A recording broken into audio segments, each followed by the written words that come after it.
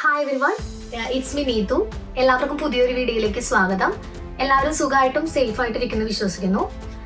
കഴിഞ്ഞ വീഡിയോയിൽ UK വരാൻ ആഗ്രഹിക്കുന്നവർക്ക്, ഫാമിലി ആയിട്ട് വരാനവർക്കും ഒന്ന് രണ്ട് ഓപ്ഷൻസും അതിൻ്റെ കുറച്ച് ഫിനാൻഷ്യൽ കൺസേൺസും കഴിഞ്ഞ വീഡിയോയിൽ ഡിസ്കസ് ചെയ്തിട്ടുണ്ടായിരുന്നു.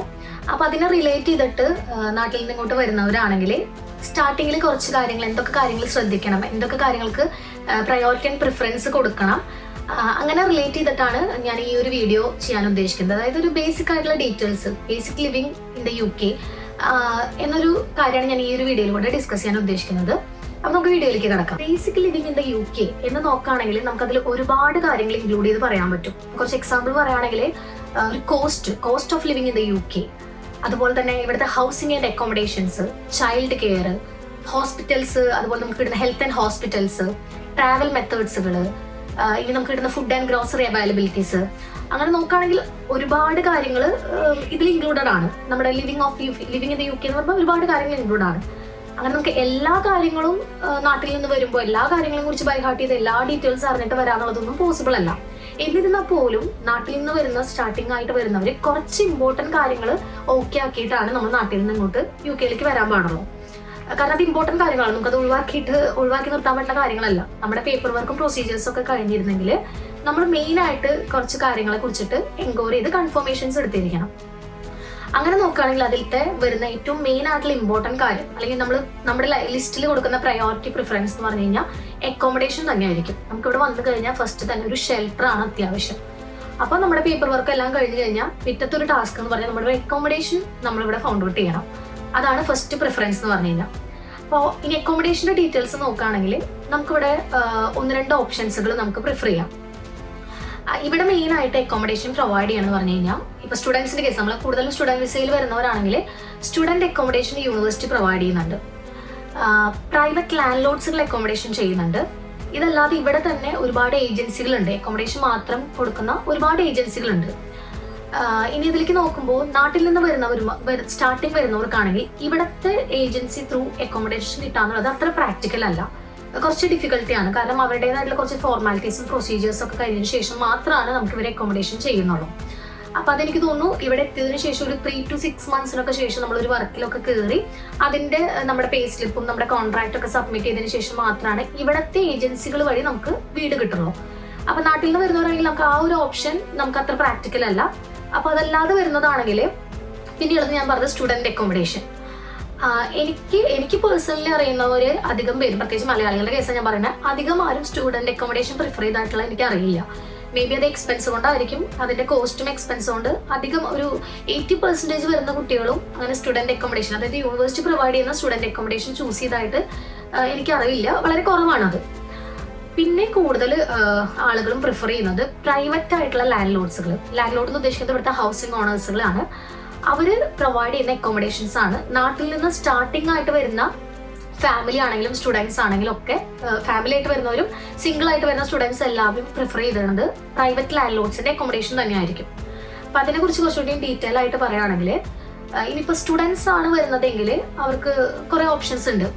ഒരു വീടായിട്ട് എടുത്തിട്ട് നമുക്കത് ഷെയറിങ് അക്കോമഡേഷൻ പോലെ പ്രിഫർ ചെയ്ത് നിൽക്കാം. കാരണം ഒരാൾക്ക് തന്നെ ഒരു വീടായിട്ട് എടുക്കണം എന്നുള്ളതൊന്നും ഇവിടെ പ്രാക്ടിക്കൽ അല്ല, നമുക്ക് അഫോർഡ് ചെയ്യാൻ പറ്റില്ല. അപ്പം അങ്ങനത്തെ കേസിൽ സ്റ്റുഡൻ്റ് ആയിട്ട് വരുന്നവരൊക്കെ, സിംഗിൾ ആയിട്ട് വരുന്നവരൊക്കെ അങ്ങനെയാണ് അക്കോമഡേഷൻ ചൂസ് ചെയ്യുക. ഈ പ്രൈവറ്റ് ലാൻഡ് ലോഡ്സിനെ എങ്ങനെ കണ്ടുപിടിക്കുന്നുണ്ടെങ്കിൽ ഞാൻ ചെയ്തത് എന്താണെങ്കിൽ, ഞാൻ കുറച്ച് ഗ്രൂപ്പ്സുകളിലൊക്കെ നാട്ടിൽ നിന്ന് വരുമ്പോൾ ആക്ടിവേറ്റ് ആയിരുന്നു അത്യാവശ്യം. അതുപോലെ തന്നെ നമുക്ക് വരുന്ന ഏജൻസികൾ, നമുക്ക് വേണ്ടി സപ്പോർട്ട് ചെയ്യുന്ന ഏജൻസികളും നമുക്ക് അക്കോമഡേഷൻ കണ്ടുപിടിക്കാൻ അവരുടെ സപ്പോർട്ടും ഉണ്ടായിരിക്കും. അപ്പോൾ നിങ്ങൾ ചെയ്യേണ്ടത് എന്താണെങ്കിൽ, പറ്റുവാണെങ്കിൽ UK തന്നെ ഒരുപാട് ഗ്രൂപ്പ്സുകൾ ഫോം ചെയ്തിട്ടുണ്ട് മലയാളികൾക്ക് വേണ്ടിയിട്ട്. നല്ല ഇൻഫോർമേറ്റീവ് ആയിട്ടുള്ള കുറേ ഗ്രൂപ്പ്സുകളുണ്ട്. അതിൽ പാർട്ടിസിപ്പൻ്റായി ജോയിൻ ചെയ്യുന്നത് നല്ലൊരു കാര്യമാണ്. പക്ഷേ എന്നിരുന്നാൽ പോലും അതിലത്തെ എല്ലാ ഇൻഫോർമേഷൻസും എല്ലാവരും ശരിയാവണമെന്നില്ല. എന്തൊരു കാര്യം നിങ്ങൾ ഇനീഷ്യേറ്റ് ചെയ്യണമെങ്കിൽ നല്ല രീതിയിൽ അത് നന്നായിട്ട് ഡീറ്റെയിൽ ആയിട്ട് അന്വേഷിച്ചതിന് മാത്രം കൺഫേം ചെയ്യുക. മെയിനായിട്ട് പറയുകയാണെങ്കിൽ ബിഫോർ പേയ്മെന്റ്, എന്തൊരു കാര്യത്തിന്റെ പേയ്മെന്റ് ചെയ്തിട്ടുള്ള ഒരു കൺഫർമേഷൻ. അക്കോമഡേഷനൊക്കെ ആകുമ്പോൾ നിങ്ങൾക്ക് എന്തായാലും അറിയാം, തീർച്ചയായിട്ടും നമ്മൾ ചെറിയൊരു പേയ്മെന്റ് കൊടുത്തിട്ടായിരിക്കും, ഒരു ഇനീഷ്യൽ പേയ്മെന്റ് കാര്യങ്ങൾ കൊടുത്തിട്ടായിരിക്കും നമ്മളത് കൺഫേം ചെയ്യുക. അപ്പം അതിനു മുൻപ് എന്താ പറയുക, ഡബിൾ കൺഫേം ചെയ്യുക എന്തൊരു കാര്യം ചെയ്യുന്നതിനേക്കാൾ മുൻപ്. എസ്പെഷ്യലി നിങ്ങൾക്ക് പറ്റുവാണെങ്കിൽ നിങ്ങൾ വരുന്ന റീജിയണിലും, നിങ്ങൾ വരുന്ന ലൊക്കേഷനിലും കാര്യങ്ങളിലും നിങ്ങളുടെ ഫ്രണ്ട്സോ റിലേറ്റീവ്സോ ഒക്കെ ഉണ്ടെങ്കിൽ ഒന്ന് പോയി നോക്കിയിട്ടോ അല്ലെങ്കിൽ അങ്ങനത്തെ രീതിയിലൊക്കെ കൺഫേം ചെയ്യാൻ പറ്റുകയാണെങ്കിൽ അത് കുറച്ചും കൂടി നല്ലതായിരിക്കും അക്കോമഡേഷൻ ചൂസ് ചെയ്യുമ്പോൾ. ഇനി അതല്ലെങ്കിൽ വേറൊരു ഓപ്ഷൻ എന്ന് പറയുകയാണെങ്കിൽ, ഇതല്ലാതെ മലയാളികളുടെ തന്നെ ഏജൻസികൾ, നാട്ടിൽ നിന്ന് 1-2 ഏജൻസികൾ എനിക്കറിയാം, അവരും ഇതുപോലെ അക്കോമഡേഷൻ പ്രൊവൈഡ് ചെയ്യുന്നുണ്ട്. അത് UK മാത്രമല്ല, എബ്രോഡുള്ള ഓസ്ട്രേലിയ, UK, ജർമ്മനി അങ്ങനെ ഒരുപാട് കൺട്രീസിലേക്ക് അക്കോമഡേഷൻ മാത്രം പ്രൊവൈഡ് ചെയ്യുന്ന കമ്പനീസുകൾ സ്റ്റാർട്ടപ്പ് ചെയ്തിട്ടുണ്ട് നാട്ടിൽ. അപ്പോൾ അവരായിട്ടും നിങ്ങൾക്ക് കോൺടാക്ട് ചെയ്ത് കഴിഞ്ഞാൽ നിങ്ങളുടെ ഏത് ലൊക്കേഷനാണ് അതിനനുസരിച്ച് നിങ്ങൾക്ക് അക്കോമഡേഷൻ കണ്ടുപിടിക്കാവുന്നതാണ്. അവരിതുപോലെ ഹൗസിംഗ് ഓണേഴ്സുകളായിട്ടുള്ള കോൺടാക്ട് ഉണ്ടായിരിക്കും. അപ്പോൾ അവർ നിങ്ങളെ കണക്ട് ചെയ്ത് തരും. അപ്പോൾ നിങ്ങൾക്ക് കുറച്ചുകൂടി ഡീറ്റെയിൽ ആയിട്ട് അതിന്റെ ഡെപ്പോസിറ്റും കാര്യങ്ങളൊക്കെ ചെയ്യുകയാണെങ്കിൽ അങ്ങനെ നിങ്ങൾക്ക് അക്കോമഡേഷൻ കണ്ടുപിടിക്കാം. അപ്പൊ എന്ത് ചെയ്യുകയാണെങ്കിലും, ഏത് രീതിയിലും അക്കോമഡേഷൻ കണ്ടുപിടിക്കുകയാണെങ്കിലും നല്ല രീതിയിൽ നിങ്ങളെ കൊണ്ട് പറ്റുന്നതിന് മാക്സിമം നന്നായിട്ട് അന്വേഷിക്കുക, പേയ്മെന്റ് കാര്യങ്ങളും കൊടുക്കുന്നതിന് മുമ്പ്. കാരണം ഒരുപാട് സ്കാമും ഇവിടെ നടക്കുന്നുണ്ട്. ഈ പറഞ്ഞ പോലെ അക്കോമഡേഷന്റെ പേരിലും കുറെ കാര്യങ്ങളിൽ കുറെ സ്കാം നടക്കുന്നുണ്ട്. അപ്പോൾ എല്ലാത്തിനും മുമ്പ് നമ്മളാണ് നമ്മുടെ കാര്യം ഇനീഷ്യേറ്റ് ചെയ്ത് ചെയ്യേണ്ടത്. പിന്നെ അത് മാത്രമല്ല, ഇപ്പൊ എൻ്റെ ഒരു എക്സ്പീരിയൻസ് പറയുകയാണെങ്കിൽ, ഞാൻ നാട്ടിൽ നിന്ന് വരുമ്പോൾ ഞാൻ ഈ പറഞ്ഞ പോലെ തന്നെ ലാൻഡ്ലോഡൊക്കെ ആയിട്ട് കണക്ട് ചെയ്തിട്ട് അക്കോമഡേഷൻ ഇവിടെ കൺഫേം ചെയ്തിട്ടുണ്ടായിരുന്നു. പക്ഷെ അൺഫോർച്ചുനേറ്റ്ലി എനിക്ക് ഇവിടെ നിന്ന് വരുന്നതിന് മുൻപ് ഇവിടെ ആ കിട്ടിയ അക്കോമഡേഷന് കുറച്ച് റിനോവേഷൻ വർക്കും കാര്യങ്ങളൊക്കെ ഉണ്ടായിരുന്നു. അങ്ങനെ വന്ന സാഹചര്യത്തിൽ എനിക്കൊരു 1 വീക്കോളം, ഒരു 4 to 5 ഡേയ്സോളം എനിക്കൊരു ഹോട്ടലിൽ റൂം എടുത്തിട്ട് ഞങ്ങൾക്ക് ഫാമിലിക്ക്, ഞാനും ഹസ്ബൻഡ് കുഞ്ഞായിട്ട് നിൽക്കേണ്ടി വന്നിരുന്നു. അപ്പൊ അങ്ങനത്തെ സാഹചര്യങ്ങളൊക്കെ ഒഴിവാക്കാൻ വേണ്ടിയിട്ടാണ് ഞാൻ പറയുന്നത്, നല്ല രീതിയിൽ നാട്ടിൽ നിന്ന് തന്നെ ഡബിൾ കൺഫേമും കാര്യങ്ങളും ചെയ്തതിന് ശേഷം മാത്രം വരിക. കാരണം ഇവിടെ അക്കോമഡേഷൻ നമുക്ക് പെട്ടെന്ന് വന്ന്, പ്രത്യേകിച്ച് ഫാമിലി ആയിട്ട് കുഞ്ഞു കുട്ടികളൊക്കെ ആയിട്ട് വരുന്നവരാണെങ്കിൽ നമുക്ക് അങ്ങനെ ഹോട്ടലിലൊന്നും ഒരുപാട് നാൾ നിൽക്കാന്നുള്ളത് ഒട്ടും പ്രാക്ടിക്കൽ ആവില്ല. ഇനി നിങ്ങൾക്ക് വേണ്ടി സപ്പോർട്ട് ചെയ്യുന്ന ഏജൻസികളാണെങ്കിൽ അവരോട് മാക്സിമം നിങ്ങളെ സപ്പോർട്ട് ചെയ്ത് നിങ്ങൾക്ക് വേണ്ട അക്കോമഡേഷൻ, എനിക്ക് തോന്നുന്നു ഒരുപാട് ഏജൻസികൾ ഇങ്ങനെ അക്കോമഡേഷൻ പ്രൊവൈഡ് ചെയ്യുന്നുണ്ട്. അപ്പോൾ നിങ്ങൾക്ക് സ്യൂട്ടബിൾ ആയിട്ടുള്ള രീതിയിലുള്ള അക്കോമഡേഷൻ മാക്സിമം അവരെ കൊണ്ടും സപ്പോർട്ട് ചെയ്ത് കണ്ടുപിടിക്കാൻ മാക്സിമം നോക്കുക. അപ്പൊ ഇതാണ് ഒരു ഓപ്ഷൻ. പിന്നെ അത് ഞാൻ ഇതിന്റെ കൂടുതൽ ബഡ്ജറ്റ് എന്നുള്ള ഡീറ്റെയിൽ എനിക്കിപ്പോൾ ഈ ഓരോ ലൊക്കേഷനോ അല്ലെങ്കിൽ ആസ് പെർ ഫാമിലി അല്ലെങ്കിൽ ആസ് പെർ പേഴ്സൺസ് ഈ ബഡ്ജറ്റിന്റെ ഡീറ്റെയിൽസ് വ്യത്യാസമായിരിക്കും. നിങ്ങൾ എടുക്കുന്ന അക്കോമഡേഷനും നിങ്ങൾ ചൂസ് ചെയ്യുന്ന കാര്യങ്ങളും ഡിഫറെന്റ് ആയിരിക്കും. അതുപോലെ ലൊക്കേഷൻ ബേസ് ചെയ്തിട്ടും, ഇപ്പൊ ലണ്ടൻ, ഇന്നർ ലണ്ടൻ ആണെങ്കിലും ഉണ്ടാവുന്ന എമൗണ്ട്സും ഔട്ടറിലേക്ക് വരാണെങ്കിലും എമൗണ്ടിൽ വ്യത്യാസം ഉണ്ടായിരിക്കും. കുറച്ചുകൂടി ബഡ്ജറ്റ് പ്ലാൻസിൽ കുറച്ചുകൂടി ഡീറ്റെയിൽ ആയിട്ട് ഞാൻ വേറൊരു വീഡിയോയിൽ ഞാൻ എങ്ങനെയൊക്കെയാണ് കോസ്റ്റ് വരുന്നത്, ഒരു ഫാമിലിക്ക് നിൽക്കാൻ വേണ്ടി എങ്ങനെയാണ് മാക്സിമം നമുക്ക് എങ്ങനെ ഓരോന്നിനും എങ്ങനെ കോമൺ കോസ്റ്റുകൾ വരുന്നുള്ളത് ഞാൻ വേറൊരു വീഡിയോയിൽ ഡീറ്റെയിൽ ആയിട്ട് ചെയ്യാം. ബേസിക് ആയിട്ട് അക്കോമഡേഷൻ ചൂസ് ചെയ്യുമ്പോൾ ശ്രദ്ധിക്കേണ്ട കാര്യങ്ങൾ ഇതൊക്കെയാണ്. ഇനി എനിക്ക് വേറൊരു സജഷൻ കൂടി ഉണ്ട്. എൻ്റെ അഡ്വൈസ് പോലെ ഒന്നല്ല, എനിക്ക് പേഴ്സണലി തോന്നിയിട്ടുള്ള ഒരു സജഷൻ എന്ന് പറയുകയാണെങ്കിൽ, ഫാമിലി ആയിട്ട് വരുന്നവരോടാണ് കേട്ടോ. സിംഗിൾ ആയിട്ട് വരുന്നവരോട് എനിക്കറിയാം, കാരണം അവരെന്തായാലും ഒരുമിച്ച് ഒരു വീട് എടുത്തവർക്ക് നിൽക്കാന്നുള്ളത് അത്ര അഫോർഡബിൾ ആയിരിക്കില്ല. അപ്പോൾ അവർ ബാച്ചിലേഴ്സ് എല്ലാവരും കൂടിയിട്ട് ഒരു വീട് എടുത്തിട്ട് ഷെയറിംഗ് അക്കോമഡേഷൻ പോലെ തന്നെയായിരിക്കും സിംഗിൾ ആയിട്ടുള്ളവർ എല്ലാവരും നിൽക്കുന്നത്.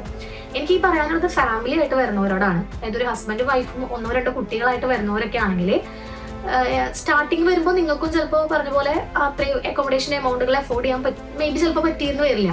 അപ്പൊ സ്റ്റാർട്ടിങ് 1-2 ഫാമിലി ആയിട്ട് നിങ്ങൾ ഷെയർ ചെയ്ത് നിന്നിരുന്നാലും പിന്നീട് വരുന്ന കുറച്ചുകൂടി മനസ്സ് കഴിഞ്ഞ് നിങ്ങൾക്ക് ഒരു ജോബൊക്കെ സെക്യൂർഡ് ആയിട്ടുള്ള ഒരു ജോബിലൊക്കെ കയറി ഹസ്ബൻഡും വൈഫൊക്കെ വർക്കിനൊക്കെ പോയി തുടങ്ങി സ്റ്റേബിൾ ആയി എന്ന് തുടങ്ങുമ്പോൾ, ഫിനാൻഷ്യലി നിങ്ങൾ ഓക്കെയാണ്, സ്റ്റേബിൾ ആയി എന്ന് തോന്നുകയാണെങ്കിൽ ഏറ്റവും ബെറ്റർ നിങ്ങളൊരു പ്രൈവറ്റ് ആയിട്ട് നിങ്ങളുടെ മാത്രം പ്രൈവസിയിൽ ഒരു അക്കോമഡേഷൻ, ഒരു ചെറിയൊരു 1 BHK 2 BHK ഫ്ലാറ്റോ അങ്ങനെ എന്തെങ്കിലും എടുത്ത് മാറുന്നതായിരിക്കും എപ്പോഴും ബെറ്റർ ഓപ്ഷൻ എന്ന് പറഞ്ഞു കഴിഞ്ഞാൽ. നിങ്ങളുടെ ഒരു ഫാമിലി, നിങ്ങളുടേതായിട്ടുള്ള ഒരു ബോണ്ടും പ്രൈവസിയും ഒക്കെ കീപ്പ് ചെയ്യാൻ വേണ്ടിയിട്ട്, പ്രത്യേകിച്ച് കുട്ടികളും കൂടി ഉണ്ടായിരിക്കുമ്പോൾ, കപ്പിൾസ് ആണെങ്കിൽ ഒരു പരിധി വരെ നമുക്ക് ഷെയറിങ് ഓക്കെയാണ്, കുട്ടികളും കൂടി ആയിരിക്കുമ്പോൾ എപ്പോഴും ബെറ്റർ ഓപ്ഷൻ എന്ന് പറഞ്ഞാൽ നിങ്ങൾ നിങ്ങളുടേത് പ്രൈവസിയിൽ ഒരു ചെറിയ ഫ്ലാറ്റോ വീട് എടുത്തിട്ട് മാറുന്നതായിരിക്കും എപ്പോഴും. അത് എൻ്റെ ഒരു പേഴ്സണൽ സജഷനാണ്. അപ്പൊ അതെല്ലാവർക്കും അത് യൂസ്ഫുൾ തന്നെ ആവും തന്നെയാണ് ഞാൻ വിചാരിക്കുന്നത്. കാരണം ഞങ്ങളും വന്ന് ജസ്റ്റ് ഒരു 1 മന്തിനുള്ളിൽ ഞങ്ങൾ ഞങ്ങളുടെ ഫാമിലി മാത്രമായിട്ട് അക്കോമഡേഷൻ എടുത്തിട്ട് തന്നെയാണ് മാറിയത്. അത് എപ്പോഴും കുട്ടികൾക്കാണെങ്കിലും നമ്മുടെ ഒരു പ്രൈവസി, നമ്മുടെ ഒരു ഹാപ്പിനെസ്സിനൊക്കെ എപ്പോഴും ബെറ്റർ ഓപ്ഷൻ അത് തന്നെയായിരിക്കും. അക്കോമഡേഷന്റെ ടാസ്ക് ഓക്കെ ആയിട്ടുണ്ടെങ്കിൽ പിന്നെ നമ്മൾ ഡിസ്കസ് ചെയ്യണത് ട്രാവൽ മെത്തേഡ്സുകളാണ്.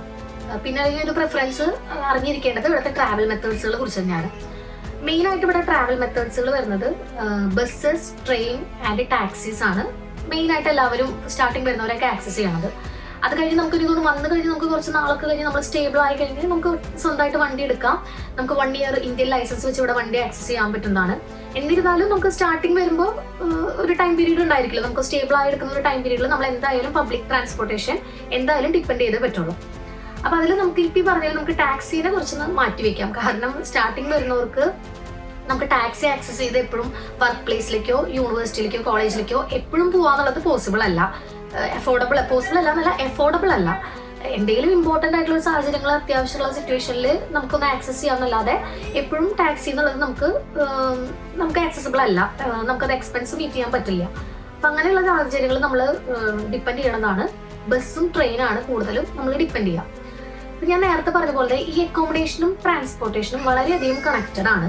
അക്കോമഡേഷൻ ചൂസ് ചെയ്യുമ്പോൾ, നാട്ടിൽ നിന്ന് തന്നെ ചൂസ് ചെയ്യുമ്പോൾ ഈ ഒരു കാര്യം കൂടിയും, ട്രാൻസ്പോർട്ടേഷൻ എന്നുള്ളൊരു കാര്യത്തിനും കൂടിയും ചെറിയൊരു പ്രിഫറൻസ് കൊടുത്തിട്ട് വേണം നിങ്ങൾ അക്കോമഡേഷൻ കണ്ടുപിടിക്കാൻ. ഞാൻ പറയാൻ കാരണം, അക്കോമഡേഷൻ ചെറിയൊരു എമൗണ്ടിൽ അക്കോമഡേഷൻ എടുത്തിട്ട് അതിനേക്കാളും ഡബിൾ മടങ്ങ് അതിനെ ട്രാൻസ്പോർട്ടേഷന് വേണ്ടിയിട്ട് പൈസ ചെലവാക്കിയിട്ടുള്ള ഒരുപാട് പേര് എനിക്കറിയാം. അപ്പൊ അതിന്റെ ഒരു എക്സാമ്പിൾ പറയുകയാണെങ്കിൽ, ഞാൻ എൻ്റെ ഒരു ഡീറ്റെയിലിൽ കൂടെ ഞാൻ പറയില്ല, ഞാൻ എൻ്റെ എല്ലാ കാര്യങ്ങളും എൻ്റെതായിട്ടുള്ള എക്സ്പീരിയൻസിൽ കൂടെയാണ് ഈ വീഡിയോ കൂടെ പറയാൻ ആഗ്രഹിക്കുന്നത്. അപ്പൊ അത് ആസ് പെർ പേഴ്സൺസ് ചെറിയ ഡിഫറൻസ് ഉണ്ടെങ്കിലും കുറെ പേർക്കൊക്കെ അത് യൂസ്ഫുൾ ആയിരിക്കും. ഞാൻ ചെയ്തത് എന്താണെങ്കിലും, ഞാൻ നാട്ടിൽ നിന്ന് വരുന്നതിനേക്കാൾ മുൻപ് ഞാൻ യൂണിവേഴ്സിറ്റിയിൽ എൻ്റെ കോഴ്സസ്, നമുക്കറിയാമല്ലോ നമ്മൾ ചൂസ് ചെയ്യുമ്പോൾ നമ്മുടെ യൂണിവേഴ്സിറ്റിയുടെ നമ്മളൊരു ഡിസ്റ്റൻസും കാര്യങ്ങളൊക്കെ വെച്ച് നോക്കുമല്ലോ. ഈ യൂണിവേഴ്സിറ്റിയിലത്തെ കോഴ്സിന്റെ ക്ലാസ് ഡ്യൂറേഷൻ, നമുക്ക് വരുന്ന ക്ലാസ്സുകളുടെ ഡ്യൂറേഷൻ അല്ലെങ്കിൽ വീക്കിലി എത്ര ഡേയ്സ് ക്ലാസ് ഉണ്ടെന്നുള്ള ഒരു കൺഫർമേഷൻ ഞാൻ എടുത്തിട്ടുണ്ടായിരുന്നു. അപ്പൊ അത് അറിയാൻ പറ്റിയെങ്കിൽ നമുക്ക് വളരെയധികം ഉപകാരമാണ് നമ്മുടെ അക്കോമഡേഷൻ ഫൈൻഡ് ഔട്ട് ചെയ്യുകയും. അത് രണ്ടും കണക്റ്റഡ് ആണ്. അത് കുറച്ചുകൂടി യൂസ്ഫുൾ ആയിരിക്കും.